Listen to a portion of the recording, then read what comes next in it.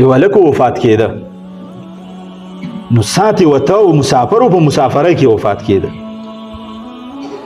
یو کس ورته سر ته ناست و، زنکدن یې و، د ده نه یې تپوس وکړه، وایي په زړه دې څه ارمان دی؟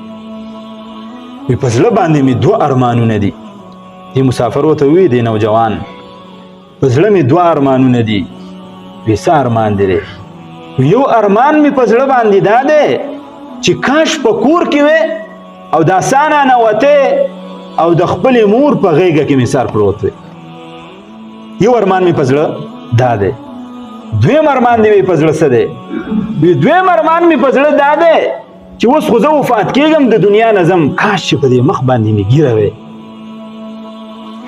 کاش په دې مخ باندې مې ږیره وی، سبا د پیغمبر خوا ته ورغلی وی او د دې ښکلي ږیرې سره ور مخامخ شوی وی. د دې ږیرې سره ور مخامخ شوی وی، نو څومره به ښه وی. دا دوه ارمانونه د ځان سره وړم. ای نوجوانانو، مشرانو، دا ارمانونه به بیا د ځان سره وړو.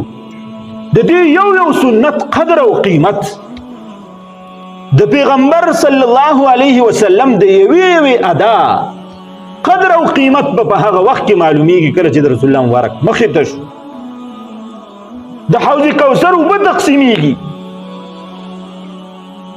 د رسول الله مبارک سره سلام کوو، غاړه میلاوو، په هغه ټیم کې به بیا پته لګیږي د هغې نه مخکې چې موږ ته مرګ راشي د رسول الله صلی الله علیه وسلم هر یو سنت ژوندي کړو.